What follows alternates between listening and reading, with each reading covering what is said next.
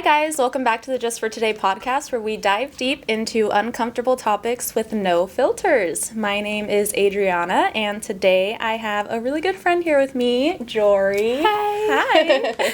So a lot of you guys may recognize the room and that's because I came to Jori's studio. She's letting me borrow it for the day. We tried to switch it up a little bit, but flip-flop roles today. Yep. So a few months ago I did go on Jori's Shattered Silence podcast and that was the first time I shared my story about Eric, like the actual real truth about his overdose, addiction, all that stuff. The response I got from that was overwhelmingly positive. I had so many people telling me how just like thank you for sharing, you get it all the time too, and just being able to connect with people that way. And I remember even before you started Shattered Silence, we were like going back and forth. We would text each other like, I want to do a podcast. So do I. I think at one point I was like, can we do it together? Like, you couldn't live so far away. So after that, I think I was just like really inspired. And I was like, you know what? I just have to do it. I just have to go for it. Yep. So here we are. In sync. I know. Just go for it. Yep. Yep. All right. So Jori and I actually met on social media. Her fiance Kyle passed away in August of 2023, so a few months after Eric, and I just kind of reached out to her afterwards, and then we became really good friends. I do remember we were kind of like back and forth with like, oh, how did Kyle die? How did Eric die? And we were tiptoeing around it a little bit, like, okay, I feel like maybe he passed the same way that Kyle did, but I don't want to openly say it. And we were like both the same way. Do you ever get that like with other people online? Like they don't tell you how, they'll be like, oh, it's a heart attack or cardiac arrest, and you're like, I think I know. Yeah. I feel like that happens. And you're just kind of like, it's just like you remember kind of the same almost like excuses, or not excuses, but like you're just kind of tiptoeing around it because you don't want to openly talk about it yet. And so it's just kind of like, okay, wait, they're doing the same thing I did. And I don't know if it's true, but it seems like maybe they passed the same way. So. Yeah, you kind of have to like figure the person out and see if they're going to be the ones to like judge or be mean, for their reaction. But because really it could go either way. Yes. You have a lot of people that do support you, but there's a lot of people that don't. A lot of mean people, especially on the internet. I know. You never know what you're going to find on there. So basically we've just became really good friends since then and been able to talk about really everything, and it's been nice. It really is. Yeah. All right, well, I'm going to open it up to you. Do you want to go ahead and tell us whatever you want us to know? Yeah. So I guess I'll go back from the very beginning, like before Kyle even passed. Him and I, like, when we first met, we were just inseparable, and we just like had such a good time together, and like he was always just like so like happy and like life of the party, and I was also a social butterfly, so we just like got along in that aspect.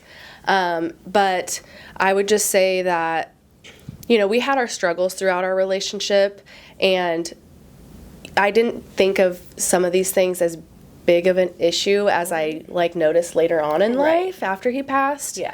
But in June of 2023, Kyle and I finally got engaged. I had been waiting for my ring for so long, but it was just like we had been together for 5 years, and so right? 2018. Okay. Yeah, the very beginning of 2018, because we met New Year's going into 18. That's cute. Okay. And so so it just sorry, I totally lost my train of thought.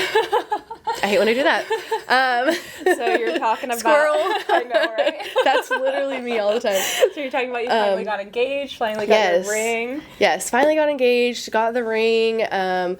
And it was just like, that was just like a big topic. People would always bring it up, like, when are you going to get engaged? When are you going to get engaged? So honestly, at that time, it was like, we were like both like on cloud nine, like Kyle was happy. He didn't have to get the questions anymore. And then I'm happy. I'm like, I'm finally getting married, finally have my ring. It's just finally like what I wanted. We talked about marriage for like, honestly, our entire relationship. We just knew like we were going to be together. You just know. And so it was just like, I don't know, we were just on cloud nine. And then so a couple months later, come August, things had been like, I thought we're fine, you know? I thought, man, we're just doing so good because we're both just so happy that we finally are taking this next step now and going to get married. And we had already had our baby. So at the time, Brooks, our son, was only 9 months old.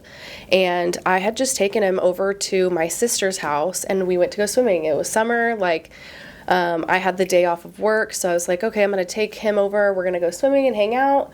And Kyle and I had gotten in a fight, like, the night before, but nothing too crazy. Like, we just had a little tiff, and so it wasn't like we were, like, I don't know, we weren't, like, not speaking, you know, like, in the morning, kissed him goodbye when he left, and we just went about our days, and we kind of texted throughout the day a little bit, and then I would say probably, like, in the later afternoon, I was like, okay, I'm gonna go home now, head home, and I walk inside my front door, and, like, we kind of have, like, this longer hallway, so I walked down the hallway, and I noticed the TV was on, but it's, like, a Roku TV, so it was, like, on, like, the screensaver, you know? Right. And so I was like, okay, so he hadn't been watching TV, and he had told me not even that long before that he was going to be heading home soon, and so...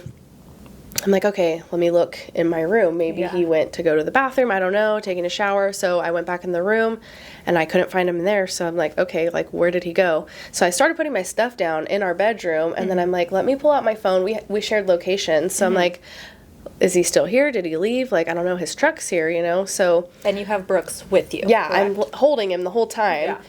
And so I'm like, okay, I go to walk back out towards the living room, and then at that point, one of my countertop, my kitchen countertop, it was like, it's a bar top, so it's taller, and so now I have a different point of view, and I see Kyle is there, like, slumped over on the couch, and I just immediately, like, I mean, I can hear the scream myself, you know, like, oh, man. Like, I just screamed and was like, Kyle, and so me screaming made Brooks, like, scream. I mean, he's 9 months old, and he's just, like, it startled him. Yeah.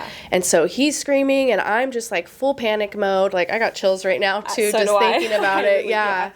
And so I was just, like, there were so many things running through my head. I was like, okay, did he fall asleep like that? You know? And I'm like, wait, you don't fall asleep like that. Like, he quite literally was slumped over. Right. Like, his feet were on the ground, but his chest was, like, to his knees. Yeah. And he was just laying over on the couch. Oh, my gosh. And so I just, I ran over there, and then I put Brooks on the couch, and then I remember, like, lifting Kyle's head up, and his face was purple.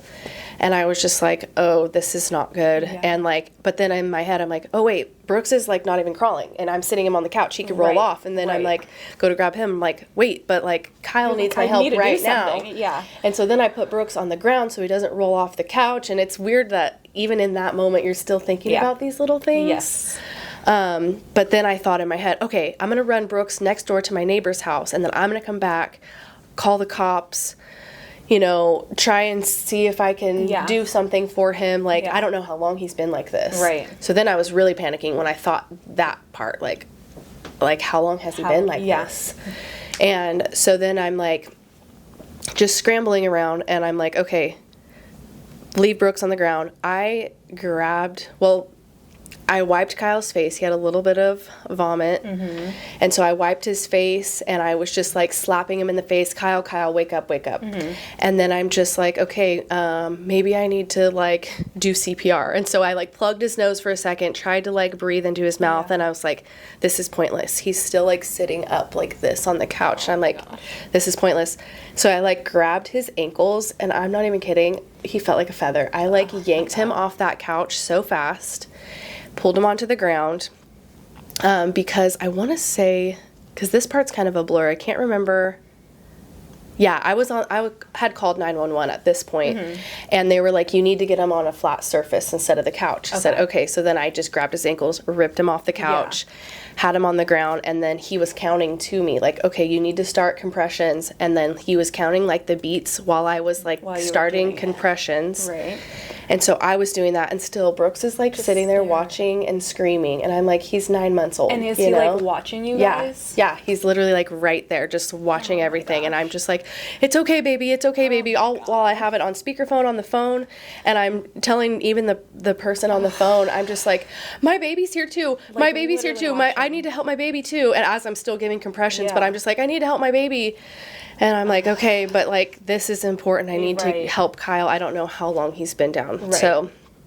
So then I'm like staring at the clock on my phone. Probably I'm like, where are you hours. guys? Where are you guys? Yeah. And I remember it hitting like 9 minutes. And I was just like, he still hasn't moved. He still hasn't taken a breath. And like, I'm freaking out. Chills again, you know. I'm just like, just the thought that he hadn't taken a breath yet. Yeah. And I was just and like... And then you don't even know how long before exactly. that. And so I was just like, you guys, and that's what I was saying on the phone. I don't know how long he's been like this. I don't know how long he's been like this. You guys need to hurry. Please, please hurry. And he's like, someone's almost there. And then I hear them knock on the door, like pound on the door. And I just like grabbed Brooks, ran to the door and opened it. He's over there. Oh and they ran in, and I just ran outside, and I'm just holding Brooks, and I'm just crying, and I'm just praying. And I'm just like, God, please, like... please don't let this happen to us. Like, please. Yeah. And then right away too, since now my phone was free from 911 call. So immediately I called Kyle's dad. First person I thought to call to get there for Kyle. And I was like, hey, Greg, Kyle has been unconscious. I don't know how long. I came home. He was on the couch. He has no pulse. Yeah. And even in that moment, I didn't realize that he was dead. Yeah.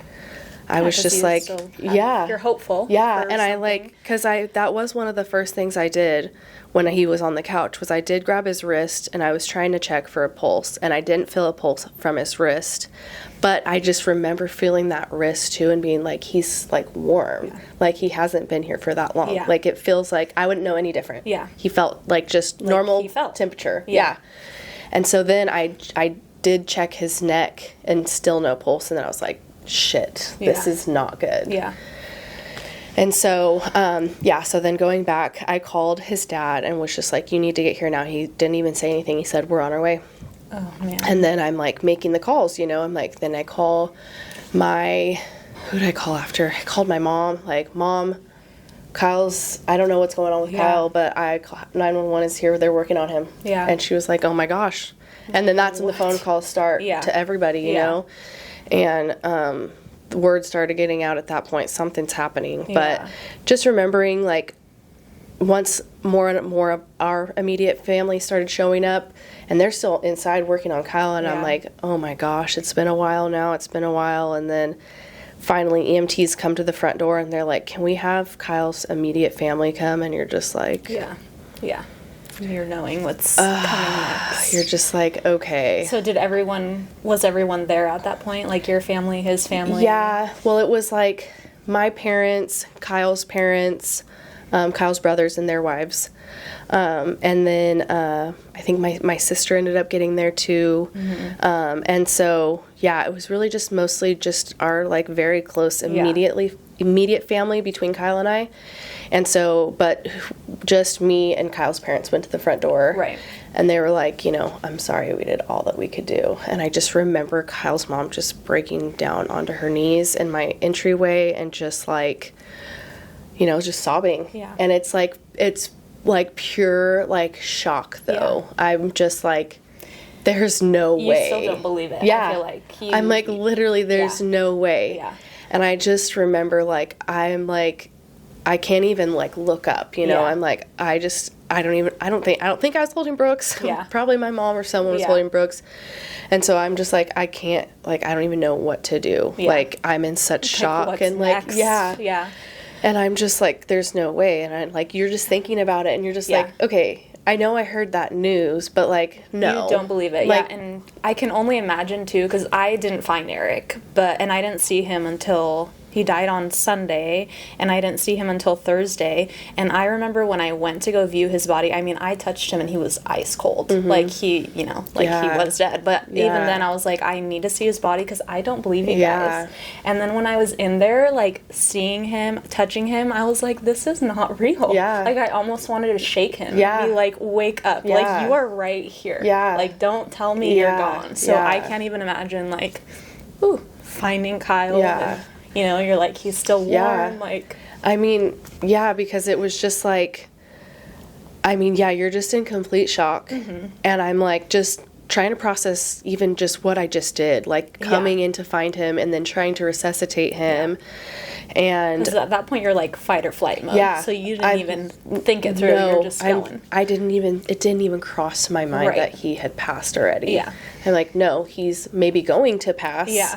But like I didn't think that he was already gone. Even like seeing him, I didn't get a pulse. Like I didn't put two and two together. Like he's dead. You know, like no, someone's gonna like come save him. I'm like, he'll be fine. They're gonna give him some Narcan, he'll be fine. You know, and so after they had told us that they couldn't do anything, they asked if we wanted to come in and see him, and I was just like, no, I don't. You didn't go because in. I'm like, no, I just saw him. I pulled him off the couch. I found him purple. Like I don't want to go and see him purple like that again.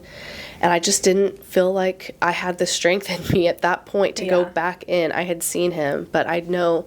Like, now knowing he is dead, you don't want to see him in that mindset. Right, like, even though you just saw him. Yeah, exactly. And I didn't even think of it that way, actually. That's a good point. Because it's like, when I saw him before... I had no choice. I just walked in on him.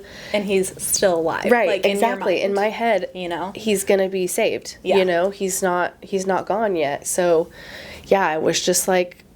It was just the weirdest thing. And his parents did go back in and see him, and they had asked too if anyone else wanted to, and I'm like, whatever you guys want to do, but I already saw him. I did not want to see him. And I don't want to have another memory of him just like with like just I don't know, I didn't even know what was in there, like the things on his chest and a shirt ripped open and stuff like that. And I'm like, I don't want to. Like, he was at least still, like, looked like how he was when he came home from work. Just, like, you know, so it's just, like, the biggest blur right after, too, because then it's, like, everyone's, like... just like looking at you literally, too. They're just like, what do you want me to do for you? And I'm like, I don't freaking know. I have no idea. And my mom's like, obviously you want me to go get some of your stuff, right? Because at that point that they had taken Kyle's body. And I was just like, look, I don't even remember where I was looking, but I was like, I cannot watch them wheel him away. I can't watch that. And then, like, my Ring camera and stuff, you know, I'm like, just don't look at the Ring camera because you can just see, like, so many people, like, going in and out of the house. And just, like, I knew I would see the video of them telling us that news that they couldn't save him. Oh, my God. And I mean, sometimes I'm still in the same house. And so sometimes I do have, like, PTSD where I'm just, like, go out in my living room and I just will stare and just be like... Oh my gosh, that's where Kyle died. Like, that's where he took his last breath. Right. And that's a really hard thought. It's just like, just all the chaos of that day. And, like, when I went back the next day, too, like, pulling down that street, literally in my head, all I can see is, like, the fire truck here, the EMTs. There's cop cars, too. Kind of funny little random fact about my house. So, right before we moved into this house... we were told that, or one of the neighbors actually had told us that, this house, actually, there was a giant drug bust there. Yeah, there was drug dealers that lived in this house. Before you guys Before we moved in. Yeah, and so I don't know if that's why so many cops were there, because they had heard that it was an overdose. And I'm telling you, there was, like, at least, like, 6 cop cars there. And I'm like, what is happening, you know? But maybe I guess... just seeing the address and, like... Yeah, that's what I was like, that's so weird. Like, instead of, like, the EMTs coming for, like, an emergency call and having a couple cop cars, maybe, but I'm like, is all of this necessary, you know? But I'm like, I don't know, maybe it's just something about the house. And then I thought about it later. I'm like, man, this house is freaking cursed. Like, there's drugs, and they were selling fentanyl too. Oh my gosh. Yeah, fentanyl and meth. Oh my god. And I'm like, great. This house is like, awful. So what did they find? It was laced with fentanyl, right? You said he took a pill? Yeah, so... What was he meaning to take? So it's those, like, street, like muscle relaxers. Like, it's an Oxycontin, okay, basically. Okay. So they call them blues. Yes. But they are so, like, known to have fentanyl in it. And, yeah, so they searched his wallet and stuff and searched everywhere, and we couldn't find any pills. And then the very next day, actually, when I finally, like, just went through his phone, I'm like, okay, let's see what happened. Grab his phone, and I'm looking through everything. And then I did, like, I think iPhone had just come out with that thing, like, you can bring your deleted messages back. So I didn't even know. Someone told me that, and I was like, oh, and I did that, and then it came up with his dealer, and was like, hey, do you have any of these pills? And he said, even his drug dealer said, yeah, dude, don't do it. It's a slippery slope. Oh my gosh. Still sold it to him. Yeah. And I texted him from his phone, afterwards. And I said, hey, this is Jori. Just want you to know that Kyle died. Did you know the person? Like, have you ever? I went to high school with him. Oh my gosh. So I knew who he was. Yeah. He was a couple years older than me, but I went to high school with him, so I knew exactly who he was. And so, yeah, that's why I said, hey, it's Jori, by the way. Like, Kyle died. He's like, wait, what? I'm like, well, I'm not going to respond to you, but just exactly what I said. He died from what you just sold him. Yeah. Did the cops or anyone ask you if you knew who it was that sold him? No. Okay. Mm-mm. Did you ever, like, think in your mind, like, I want him to pay for it, or like anything like that? At some point, yes. I was just like, how can you knowingly sell these pills and give him a warning and still sell it? Yeah. And then he lost his life that like, day. how many more people are you going to kill? Exactly. Before you stop. And so it was like, at first it was like, okay, yes, I'm going to do something about it. Then it was like, no, it's a whole freaking can of worms. They're really going to dig into all of this Kyle's life and all this stuff, and like, but not only Kyle's life, like my life, and like it's going to be a process, and like you have to have proof and just all this stuff. And I was like just back and forth on if I wanted to like open up that can of worms, but like I know that like his brothers were kind of like asking back and forth, like, hey, you know who this is? Like, I do. And so it was kind of like a talk, like, do we want to do this or not? And then we just never did. Yeah, I feel like that is something, like you said, like you go through so much and you don't know what outcome you're going to get. Yeah. So you, like, is it worth it? Yeah. You know, because I remember when I talked to the officer after I got the autopsy and it was, like, confirmed, I told her, I was like, I know this guy. I know where he lives. I know his phone number. I have proof that he sold it to him. Like, I even have, like, Eric paying him, like, all this stuff. Like, what can I do? And she was like, so, because he bought it here in California, but he died in Arizona. So he's like, you have to contact, and she, like, gave me the information for, like, California people. And she was like, honestly, it's not worth it. She's like, they're not going to do anything to him. And I was like, how fucked up is it that you, like, we like, have everything. Like, we have everything. And she, like, the way she said it too, like, you could tell she felt so bad, but she was like, you are going to do so much and they won't do anything to him. And I was like, how stupid. I know. Because, like, how many other people do they have to kill or, you know, like, to get all this. It's frustrating. It is so frustrating. And especially when there's no like solid outcome for it. It's like, do you want to like really put yourself through all of that to really have no outcome from it, you know? No one's getting arrested. No one's gonna stop. So what good is it gonna do for you? Like, especially if you don't get what you want. And in that time, you're like thinking about your mental health. Well, you're not even thinking about your mental health. You're not even thinking. You know what I mean? You're just like, not doing it's just not there. I'm like, I remember just sitting on the floor in my bathroom.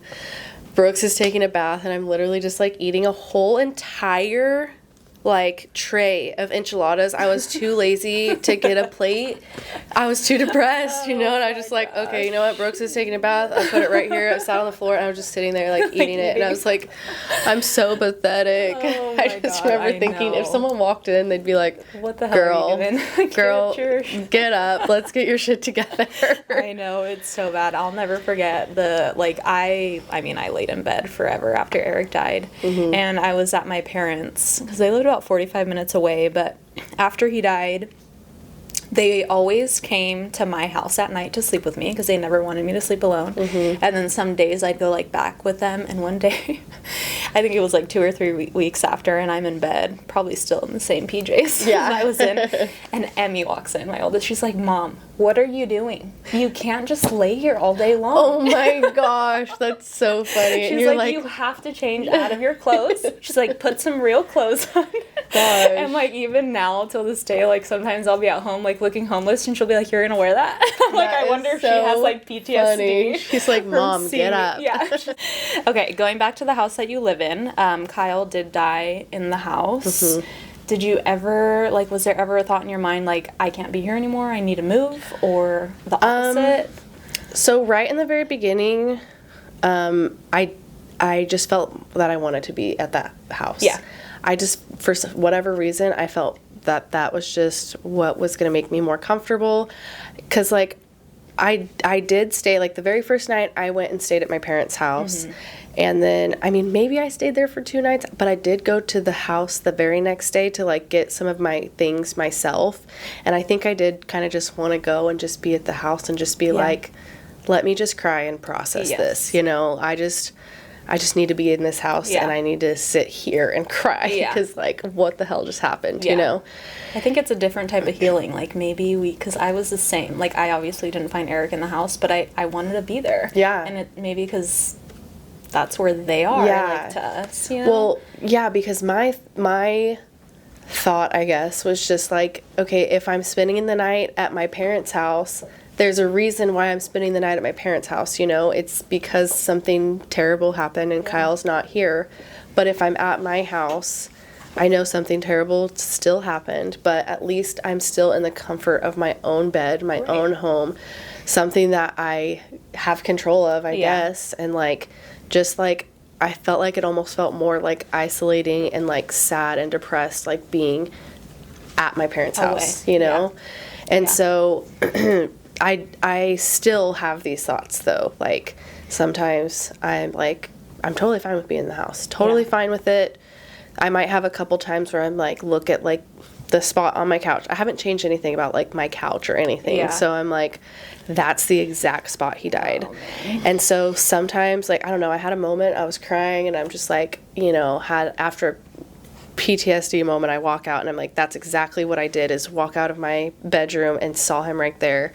And I just sat there and stared and I cried. And then I ended up talking on the phone with my brother, and I was telling him this, and he's like, well, you know, like, maybe you should just, like, get a new couch. If you don't want to move, get a new couch, or move the couch a different way so it's not looking like exactly like how it was when, you know, when you found him. And I'm like, true, I should kind of switch it around, because I mean, I love my neighborhood. I feel very safe, and I just like, I don't know, I'm in a gated community, and so I just, like, really do love my neighborhood and where I'm at.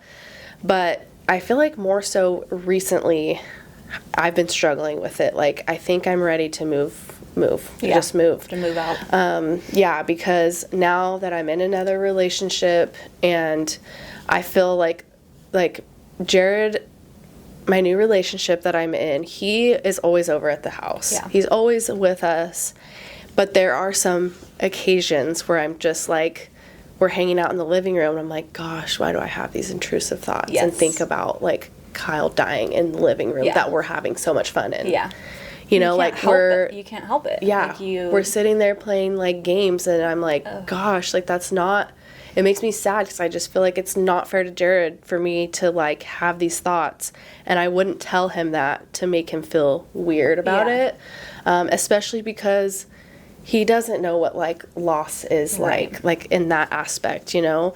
And so I just feel like sometimes I'm just like, man, maybe it would be better to just be somewhere else. Yeah. So I can fully put my, like, mind and soul into, like, this new relationship. And not that I'm never going to think about Kyle. Right. Like, those intrusive thoughts are always going to come up. But, like, being in the room where he died just makes it happen so much more often. I'm like, I can look over and be like, all of a sudden I'm like, gosh, we were having such a great time. And now I look over and I'm like, oh yeah, he died right there. Yeah. Like, oh my gosh, stop. My brain, like, stop, no, you know? I can't even imagine. Because, like I said, Eric didn't die in the house, but I don't think I could have had anyone at even at the house, because I'd be like, that's where Eric cooked. Yeah. That's where Eric did that. Yeah. That's where, you know, like, and that's like, yeah, I mean, and you don't want to think it. No, It just I know. comes up. Yeah. Like, that's just what's on your mind. I was so weird about that at first too. I'm like, oh my gosh, he can't come over to my house. He knows all about Kyle, and I've told him about Kyle, and I just don't want him to come over and be like, oh, like, she's got his like program from his funeral framed right here, and then she's got this of him right here and this of him, and I'm like, I don't want him to feel weird about it. But it's like, I mean, I'm not gonna just erase him either. Yeah. And so I'm like, it's gonna have to come up sooner or later, right? Yeah. So eventually he did end up coming over, and I mean, it was fine. Yeah. And even like for him, it was kind of like, he knows about, you know, my podcasts and stuff, and it was just like, well, I honestly figured that you and I would just talk about what you wanted to talk about. If you want, I mean, I'll watch the podcast, but I figured you'd tell me what you want me to know. Right. And so I kind of like that, you know? I'm like, okay, cool, because I don't want you to feel uncomfortable about certain things I might say about like how me and Kyle were. Which obviously I feel like in a new relationship you don't want to be like, oh hey, we were so good, like we love to laugh and like go dance, and like I'm not gonna, because it's so weird like to think of that. Because like when, you know, like when we're younger and we like break up with someone and we get into a new relationship, I always feel like you're not comparing, but you're like trying to do better. You know? Right. But it's like, because you broke up. And it's so different this time because it's like we didn't break up with them. Like it's weird to bring into a new relationship, but at the same time it's like I don't know. These are just different circumstances. Like and I knew like it's gonna be hard for anyone to be in a relationship with a widow. Especially not knowing what that type of loss is like. It takes a really confident and like special person, because it's like they can like hear about this other person and not have that jealousy factor, because you're not going to talk about your ex, you know? But like, again, but it's like, just different. Ex, you know? It's just a different circumstance. It is. So it's so weird. So how did you and Jared meet? On Bumble. On Bumble. You know, I kind of like to tell this part of it though, because it's like, I had gone on the dating apps before. It was before it was even a year, which, you know, timing is just like, it means nothing really. Right, exactly. Because it's like people can say like, oh my gosh, you only waited this long to like start dating, and it's like, but for me, it seems like a lifetime. Whereas for you, you're on the outside. 8 months to you is like, to me, like 2 years. Like, oh my gosh, it's been so long since I've seen him. From someone you see every single day to like just suddenly nothing. It's like, okay, I'm sorry, but at 8 months, I think that's around the time I started dating apps. I don't think I wasn't looking for like my person at that time. Lonely. I'm so lonely. You need to connect with anybody, even if it's just a conversation with a new person. Not that I didn't have friends, but that's something that a lot of people don't understand, and they're so judgy. Like, you know, like you said, how you tell them like 8 months or whatever, and it's like not a lot, but then it's like, think about it. Like, if all these internet trolls lose their partner, 8 months is a freaking long time. It really is. Like, you wake up next to your person, you talk to them all day long, you do school pickup, you do this, you do that, you watch a show at the end of the night, you, like, debrief your day, you're cuddling, you're doing this and that, and that's a long time. Like, 8 months is forever. And I think the way that I put it into perspective is like your child growing up too. Okay, Brooks was 9 months old. Okay, from newborn to 9 months old, how different is that? And then I just think, okay, so from 9 months old to 18 months or whatever, you're just like a whole different baby. Exactly. And so like that's kind of how I put it into perspective. Like, no, it's been a long time since I've like seen you, and so it's like you're just lonely. At the end of the night, it would just be Brooks and I. Like, I put him down for bed, and then now it's just me. And I'm just sitting there. Attention and the love and just feeling important to someone. Honestly, you know? even just having a person to sit there and watch a show with you, even if you're on your phone watching TikToks, whatever. Big, you know, but it does make a really big difference. It really does. Like, it's like that silence is like, it's the worst when you're just so like loud. Exactly. It's so loud when and you're just in your thoughts, especially when you're depressed and like you're just like, what is my life now? And especially with a baby. Like, that is, you're like 9 months. I mean, you have a baby. That's so hard. And I'm a new mom. You're a new mom. Like, what is parenting, you know? All the firsts now by yourself. Yeah. It's like... Yeah, and I just like... got the chills from saying that, too, because that's... Yeah, it just hard. sucks. Like, and like, I go back and think, too, I'm like, well... Kyle never even made it to his first birthday party, you know? It's like I had to do the birthday party by myself, which I didn't... I mean, come on, let's be real. I didn't do anything for the first birthday party.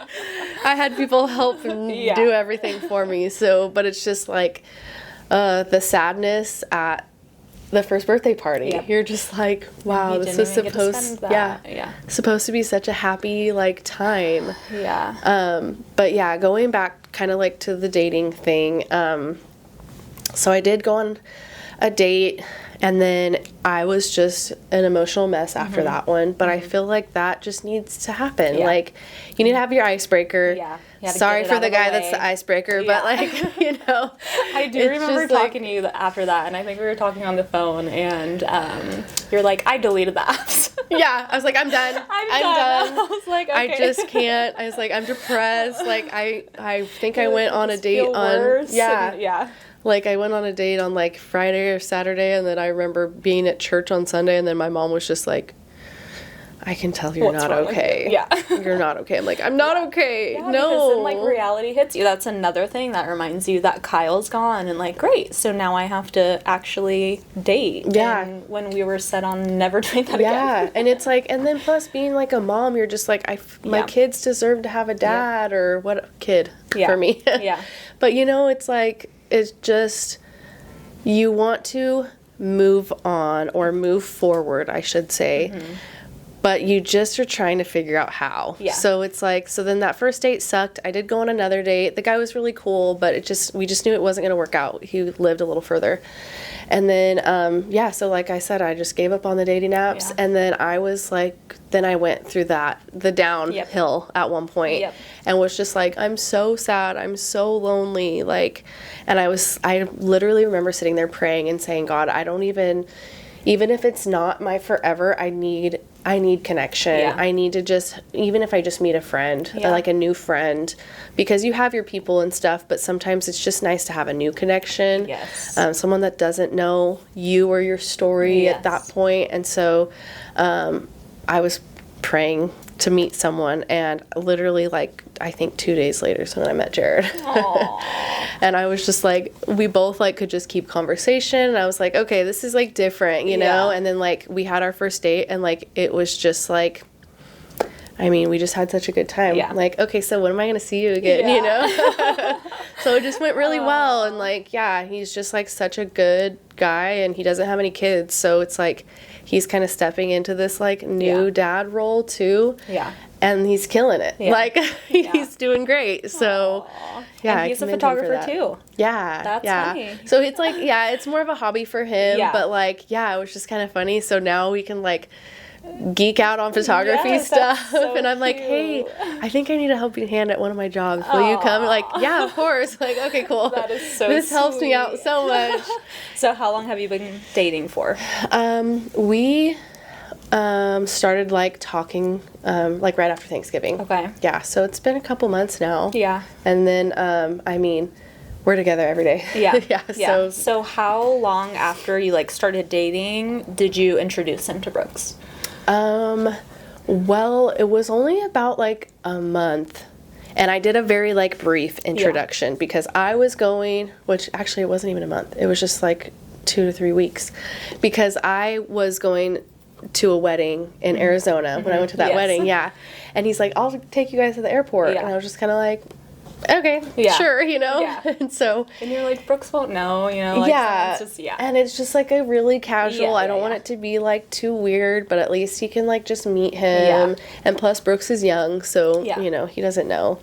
And so, so kind of had them meet the first time when he just took us to the airport. And then I want to say after we got back from Arizona, we went on another date, and then it was like, okay, I guess maybe he can come over to my house, you know, and I felt so weird about it. But then when he finally went over to my house, and then he got to see like Brooks actually like just hang out in his environment, you know. And so yeah, and then ever since then, he's just been so, like, good with him. Yeah. Yeah, he has 2 nephews, so, like, he's good with the kids. Yeah. If he has experience with, like, kids. Yeah, okay. He's, like, really close with his family, too, so it helps a lot. Yeah, and have you guys met each other's families? Yeah. So how'd that go for you? Were you scared? Good. No, you know, I'm just not really, like, I don't know. I don't get, like, shy necessarily. Yeah. Do you ever get... So, obviously he knows how Kyle died, right? From an overdose. Yeah. Does his family know that? I'm pretty sure. Okay. It hasn't got brought up yet.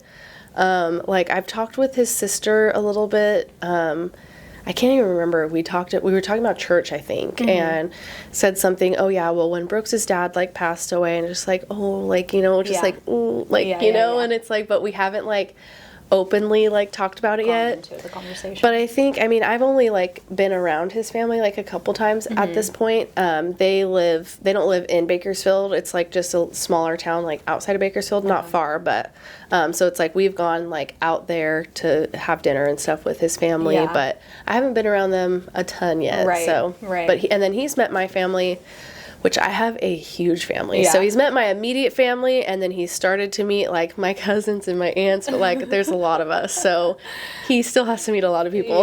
And the Hortons. So he hasn't met anyone in Kyle's family? Well, he's met Kyle's dad. And that was just, I mean, he was coming over to watch Brooks for us to go to my cousin's party. And so he needs to meet, like, the rest of the family, and it's not that we haven't. It just, like, hasn't happened yet. And plus, I've told him, too, I'm like, I mean, I'm sure it's going to be a lot for you to, like, meet them. I mean, it's like you're literally meeting Kyle's family, and it's like... And like you said, he's not he doesn't know what it's like, so it's not like... So it might be a little bit weird for him, but he's totally open to it, too, and he's like... I think him just meeting Kyle's dad one-on-one, too, I think that was perfect, and he was just like, oh, yeah, like, not a big deal, he's such a good guy, like... And he was just like, he's fine with it. But I think now that we've, like, been seeing each other for, you know, longer now, I think he's like, okay, like... kind of getting it's gonna happen. He's like, you know, I mean, you're gonna have the birthday parties and all the things, and it's not like he doesn't want to be around them. So it's just like breaking the ice, you know. Once they meet, it'll be fine. But yes, breaking the ice is gonna freaking suck. Like, and it doesn't like suck in a way, because I mean, like, Kevin meeting my in-laws too, like, it went well, but in your mind, you know, you like think of all these things, and that's what sucks, is like you're going over everything and you're just afraid of all the things. So it's a big step, but it's nice also, like, when it's happened. I feel like he kind of, like, mentioned, like, you know, it's fine, I just fear that it's like I'm the other guy. I don't want to be the other guy, which it's like not the other guy, but like the new guy, you know. Oh, you're new guy. It's like, okay, no, don't say it like that. Like, he's my guy, you know. Because it's like, then it's like he doesn't want to be compared, you know. And I feel like that's also really hard, especially for, like, you know, maybe Kyle's family or, like, Eric's family. They see them, and I feel like, especially in the beginning, it's like, oh, that's what Eric should be doing, or that's what Kyle should be doing. So, like, I kind of try to remind myself of that in the beginning, too. Like, it was hard for my mother-in-law to be around us for a long period of time, and I can only imagine that, you know, you're, like, thinking and you're seeing this new guy playing with your grandson, and you're doing, you know, and it's like, that should be my son, but it's also not his fault, right? So it shouldn't be, like, you shouldn't compare. Exactly. But I can only imagine, like, as a parent, how, you know, they feel. I know. But yeah, it's hard. It's very hard.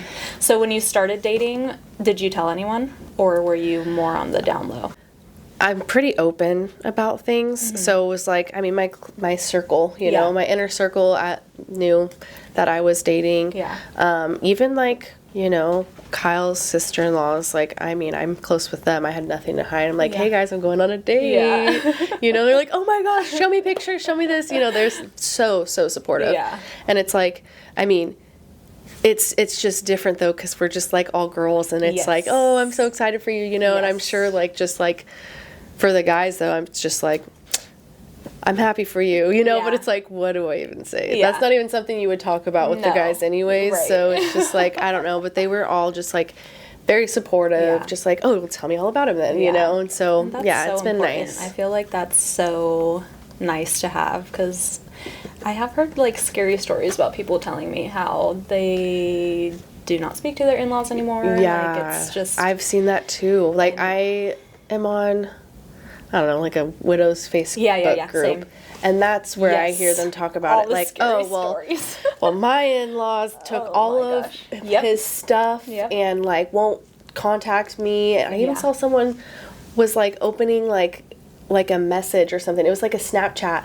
She sent, like, a Snapchat to her husband's, like, old phone or something. And she's like, and then, like, 2 weeks later, I see it was opened. And his family had the my phone. I'm like, who does that? You know? Yeah, So yeah. at least we have Support. Yes. And, like, Not everyone's lucky in that way. Yeah, I know. I do get messages like that. Oh, like, my in-laws, like, I got one that she was like, I wasn't even allowed to the funeral. And I'm like, it's your husband and you weren't allowed? Like, I don't know. I couldn't imagine that on top of already losing so How much. messy. Yeah, so we're very thankful for the supportive families. Yeah, seriously. So you don't live together, correct? No. He lives close by, though? Yeah, he lives close by. I mean, Do you think you would ever be ready to live with another man in this house? that's what I'm struggling with right now. Yeah. Because I've thought about it. Like, we're getting very close. And I feel like when you're our age and have gone through what we've we gone have through, kids. and kids, and it's like, I mean, I do want to have my own family. Yeah. I do want to get married. I do want to have more kids eventually, you know? And so it's like, I mean, I'm not rushed by any means, but I'm also not trying to take things super slow, you know? And so I'm like, I just feel like we're very comfortable together. We get along so well. Things are going so well between us. So yeah, of course I think about like us living together and finally making the move to like move in together. And then that would, be into my house because he has a roommate and it's his roommate's house. So he's living over there. Yeah. And so I'm like, so he would be moving in with me. Yeah. And then that And just I'm comes like, with a whole bunch of emotions. Yeah, You feel bad, and then you probably feel guilty, and so that's why I've been going back and forth right now on if I even want to stay in the house because of this man in my life, you know? And so I'm just like, I feel like we've been at the house and we've been like just doing our thing and things are fine at the house and I don't think about it too much, but now when it's like, now we're really starting to think about actually moving in. Yeah. And that's what makes me nervous. Not nervous. I shouldn't say nervous. I'm not nervous to live with him. Yeah. I'm just... Maybe to live with him in that house. It's like different. Yeah. I know what you mean. It's going to be really hard to leave the house. Yes. But then it would be hard to stay. There. Yeah. Yeah. So I don't know. Yeah. And do you own the house? Or No, do you rent it? I'm Okay. renting, so... So we were renting too, and our lease was up in he died March. Our lease was up in September, but I did end up breaking it early. My landlord was super nice. He like cut my rent in half. Oh, that's and awesome. he let me break the lease, so I ended up leaving in July. But I say that all the time. Like, if I didn't move, I don't know if I ever would have packed up his shit. I don't know if I ever would have been able to do anything. Like, move on, because you know, it kind of just forces you. I had to do it. Like, I did not touch any of his things up until the day I left. Like, I was packing everything. His things were all last, and I just put them in a box, didn't even go through it, and it's still like that now in my garage. But yeah, I feel like it's different for everyone, because I do hear of some people like, I can never leave this house, and then some people like, I couldn't even go back like the next day. I know. I've heard that a lot. Yeah. And I mean, I even think back at like just people that I know that have lost kids. That haven't touched their bedrooms at all. Yeah, it's still just how it was the day they... Yeah, and it's like, it makes me so sad because it's like, everybody grieves differently. Yeah. And from the outside looking in, people want to be like, oh my gosh, that's not healthy and blah, blah, blah. And like, it's you're like... holding on to it, you're doing this, you're doing that. But it's like, just everyone has their own way of coping, and if they're not ready, like, they're just not ready. Yeah. They might not ever be ready to change it. And, exactly. And if they want to keep that room and stay in that house forever, then so be it. It's none of your business, you know? Yeah. That reminds me, I do remember after Eric died, and he was cremated, and I like picked out his urn, and my mom was like, well, what are you gonna do with it? And I was like, oh, I'm keeping it. She was like, oh, but like, when are you gonna spread the ashes? And I was like, I'm not. She was like, I don't think that's healthy. Like, I don't think you should, like, you know, keep him in your house. And, like, this was all out of love, of course. And she's like, I just don't think that's healthy for you. Like, you're not ever going to be, like, able to move forward because he's always going to be there in your house. And I'm like, I don't see it that way. Yeah. Like, he's still in my house, and it doesn't bother me. Like, it would bother me more to think of him not being there, you know, than, like, that. So, yeah, it is just different for everyone. You just, everyone grieves differently. That's an aspect that I didn't even think about because Kyle was buried. He wasn't cremated. And it's like, I didn't even know that was actually a thing, that people, like, don't keep their urn. Yeah, I know. I didn't know. Yeah, that they, like, go and scatter the ashes. Spread the ashes and be done with it. And that's what I was thinking, too, because I was like, I've seen a lot of, like, even in movies and shows, you, like, see people have the urn there, so I didn't think it was, like, weird. But maybe because we're younger, you know, and she's like, it's your husband. I don't know. So I was like, no, he's gonna be there. He's staying right there, I was like, when I die, I'm gonna tell my kids to cremate me and just blend us. Well, I, like, had, like, this little, like, hand molding of Kyle's hand, and I just gave it to his dad. Aww. Not to give forever, but I'm like, if I'm not going to be displaying it in my house, which I felt like that was one of the things that was kind of a strange piece to have in my house when Jared's, like, Kyle's hand's just, like, sitting there. And so I was like, okay, I'm not going to display this anymore. I have, like, his, like, flag box and everything and, like, just other things. Yeah. And so I'm like, I don't want to display this anymore. I feel like this will be healthy to move on from a little bit. But it also felt weird to just have it in a closet. I'm like, I'm not going to just shove it away in a closet. Like, did the respectful thing, honestly. Like, giving it to someone else. Someone that's going to display it. And so it was really hard for me, though, because I'm like, it's one of one. Yeah. Can't be redone. It was a molding of his hand, and so I'm like, if it breaks or if something happens to it, I'm gonna be so upset.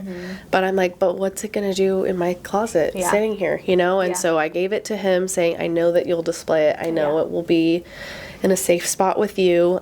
Just know that this is something that I want Brooks to have whenever he wants it. Yeah. And he's like, oh, everything's going to Brooks, you know? Yeah, you can have anything I have is going to Brooks, especially Kyle's stuff. So I was like, I just know, like, it made me sad, but I just know that it's going to, at least, it's in a place that... Taking another step forward and having it be somewhere where it should be. Yes. Yeah. Yeah.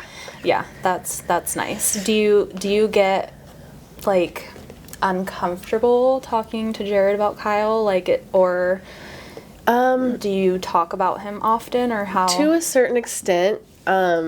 Sometimes I will just be, I don't know, sometimes I'll talk about Kyle in certain aspects. I'm trying to think, like, of an example, or maybe something that Brooks does. I'm like, okay, that's so Kyle right there. And, like, I don't feel, like, bad about saying that.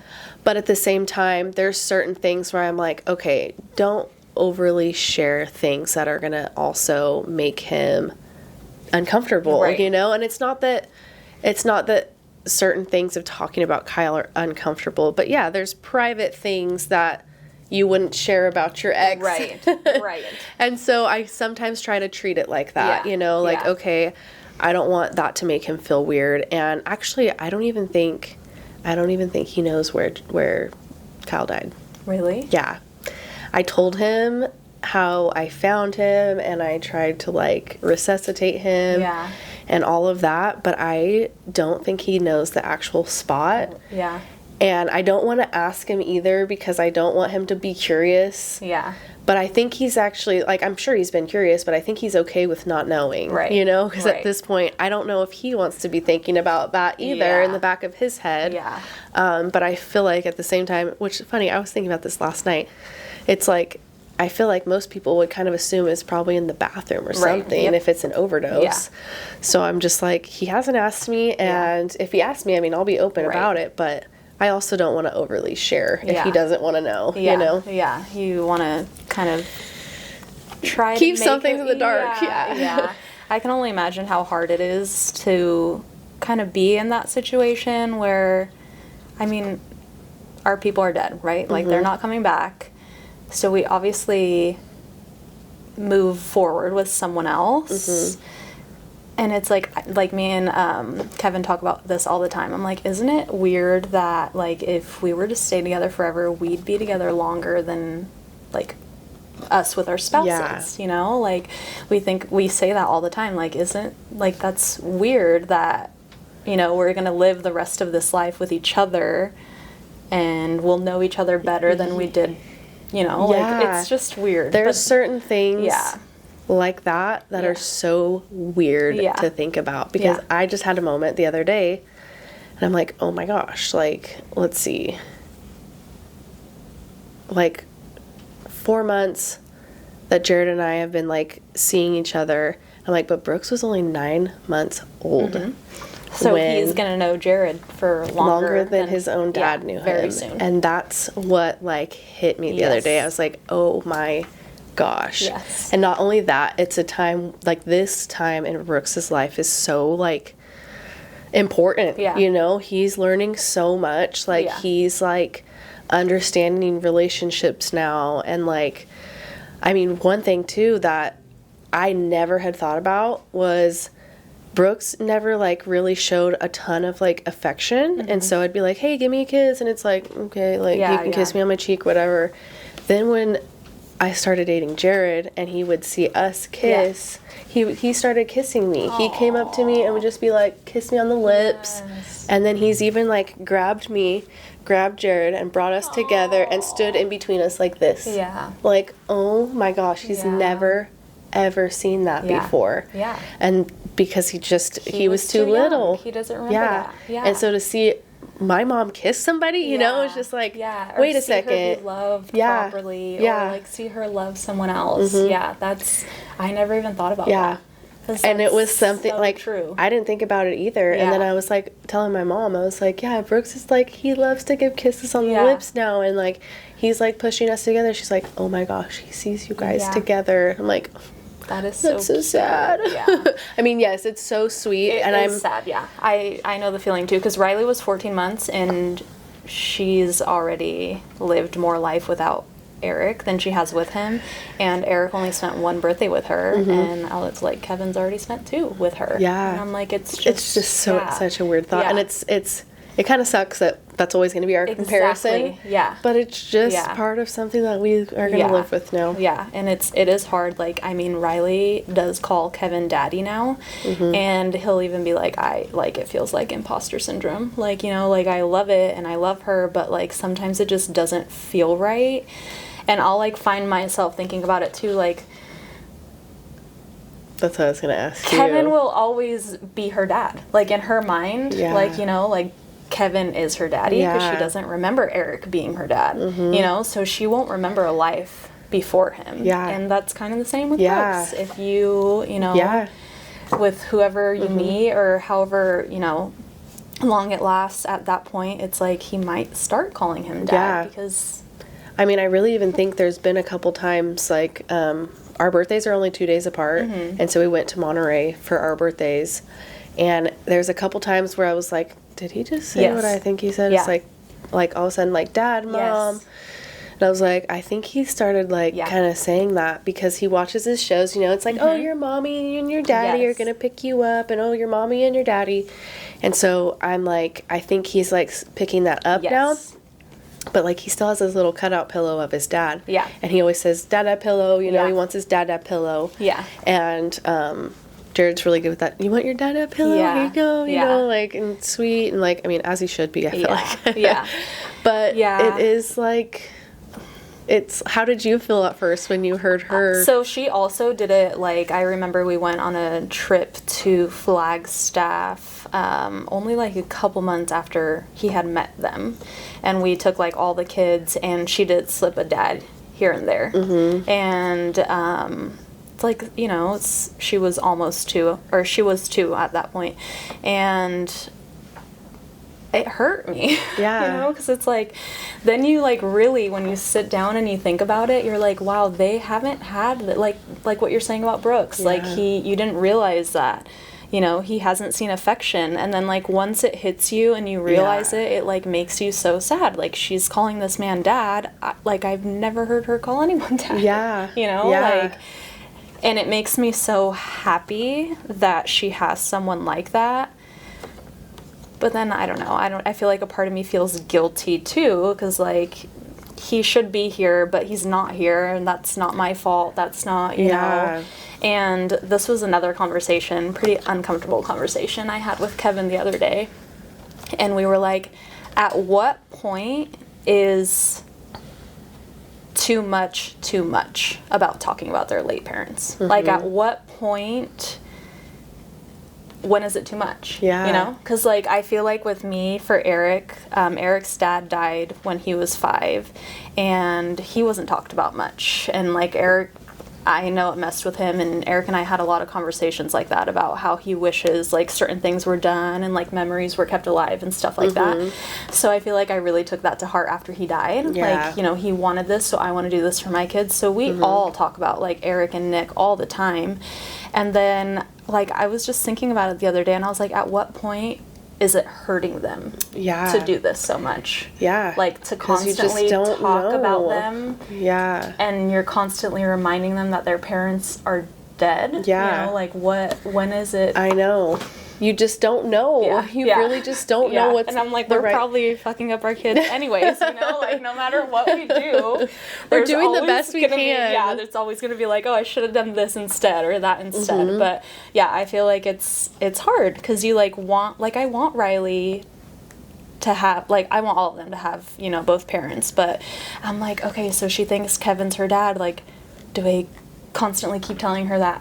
Like, you know, like, do I, you know, and then now when she... let her live in this, like, bubble? Yeah. Because Emmy will, like, obviously Emmy and Jax were older, so they know, and, like one time Emmy was crying, and Riley, she's so cute, she goes up to her and she, like, rubs her. She's like, what's wrong, sister? And then Emmy's like, I miss Daddy. And Kevin was sitting on the couch, and Riley goes, he's right there.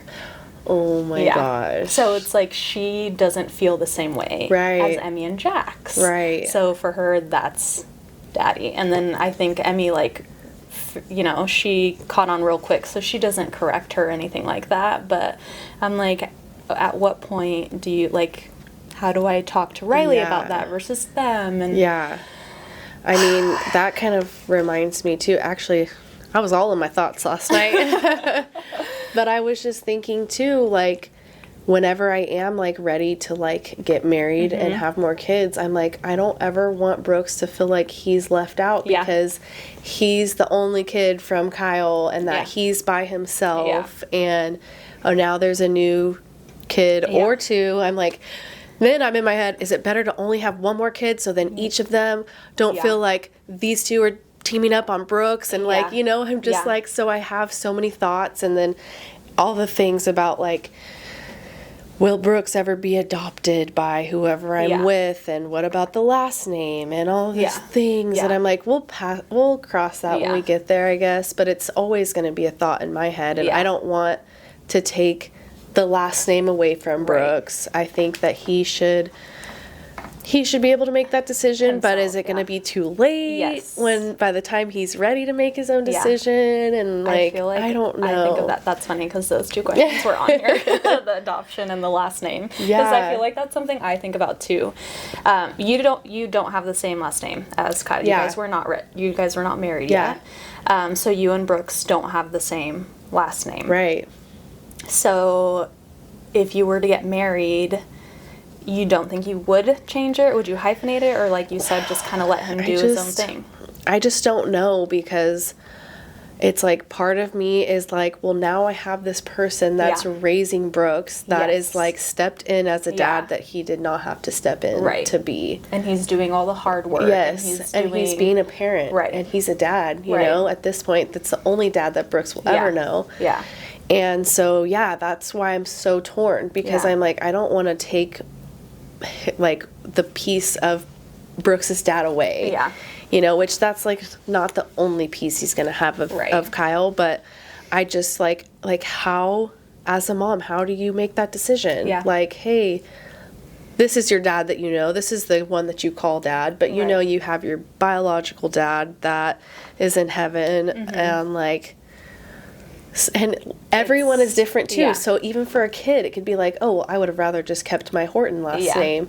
rather than, oh, my new dad's name, you know, like my best friend, I feel like I reference my friend Caleb all the time. Oh, yes, yeah, because he lost his dad at 2 months old, and like his mom got remarried, I think, when he was 2, and so he's like, yeah, so then his last name was hyphenated. Okay. And so he still has that name, and I feel like he said something about it, like he would have rather it not be hyphenated, but at the same time, he thought that his dad was like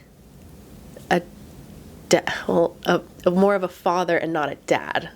Like, he paid the bills and he took care of him, but didn't have adopted. Yes, his stepdad. Okay. Yeah, and was just like, I felt like I had a relationship with a father, but I didn't have a dad. Like and the difference, someone just like actually like spending the time with him and asking him how his day went and asking about the things in life, whereas like he, in his perspective, it was like where a father is like, okay, I'm doing what I need to do. I'm paying the bills. I'm getting you clothes, and I'm doing the things that I need to do. But he felt like he didn't have that deep connection with his stepdad. Yeah. And so that, I feel like, makes the difference. Dad's last name. Yes. Like his biological dad. His biological dad. Oh, so that's why it's so hard. But he also grew up not talking about his dad at all. Yeah. So I'm like, maybe that's why he wants the piece of his dad's last name, because he didn't have anything else. Right. He didn't really have pictures. He didn't have anything. He didn't even know how his dad died till he was 16. Oh my gosh. And that, he said, messed with him. So he's like, I think, in my perspective, be open with Brooks. Yeah. So I'm so glad I do get to have that perspective from him, like growing up, knowing, not physically knowing his dad, but like having some memories. Yeah. So yeah, I guess I just think about it too, like in your situation, since like, you know, haven't been married too. You haven't been married, and then if you do get married and then you have kids, like you going back to saying, would Brooks feel left out? Like if he that's my biggest struggle, I think. Yeah, I feel like those are like uncomfortable topics that, you know, we're gonna have to come across at one point or another. And also, like, I'm sure we'll get people from the outside, like, giving opinions, and you don't want to hurt anyone's feelings, but at the same time, it's like, you just want to do what's right for your kid, really. Yeah, you know? That's all you can do at the end of the day. I mean, and I don't think that there's one right or wrong way to do it, because you just don't know. Yeah. Every person is different, every kid is different, like, just the way that the age that they lost their dad, like everything, there's so many factors. And I don't ever want Brooks to ever feel left out, but that's just something, I guess, as a mom, I'm just going to have to make sure I can help him any step of the way if he is feeling... Talk to him about it, let him know, you know, like, hey, this is on my mind too, and if, you know, like... If you feel weird about it, let me know, you know, I don't know, so we'll see. I know, that's weird too, because I always say, like, when Kevin and I get married, I'm keeping my last name. And I said that because I didn't want my kids to feel like, you know, I'm just sharing last name with Kevin and his girls and not them. But then, like, the other day, my mom was talking to Emmy, and Emmy told her that she wanted to be a Lewis. And I was like, but she's 6 and she doesn't understand. Yeah. So, you know, like, when we say, like, it's their decision, but at what age is it their decision? I know, You know? Like, it's just... Like, she's a young child. Like, maybe next year she'll want to be Sansam again. Like, you know, like, they don't understand it. So, it's just hard. Just hoping we make the best decisions for our kids. Well, sometimes I think, too, like, what if you just, like, okay, if that's what you want your last name to be, and don't legally change it, and if they continue to, like, write their last name like this, and then you can officially do it. I don't know. I didn't even think of that. That's really like, smart. whatever makes her feel comfortable, like, the teachers, like, the situation. Yeah, like, she's going to write this instead. And then I feel like it also kind of, like, will validate her feelings, too, like, instead of being like, well, you don't know, like, you don't know yet, which I don't know, you probably don't even have that conversation with her, like. No, I know, I don't even think I think my mom was like, oh, okay, and then, you know, like, we never talked about it again. But, at least it's, like, something that, if that makes her feel comfortable, maybe that's one way where you don't have to be, like, legally do anything yet, you know, but. Yeah, that's smart. Just a thought. I like that idea. All right, well, thank you for sharing a little piece of your life with us, and thank you for letting me Oh, yeah. invade your space. Thanks for having me on. I know. I'm glad we can swap roles this time around. Let's do it again sometime soon. I know. You know, we can talk about, like, anything. So forever. we'll have plenty to talk about the next however many episodes we do. Yeah, I feel like as time goes on, more builds up, and we're like, wait a minute, let's talk about this. Yep, we'll have lots of topics. Yeah. Yeah. All right, guys, thanks for hanging out with us today. And if you want to continue to be a part of these conversations, make sure to like, comment, subscribe, and all those fun things. And don't forget, just for today, keep going.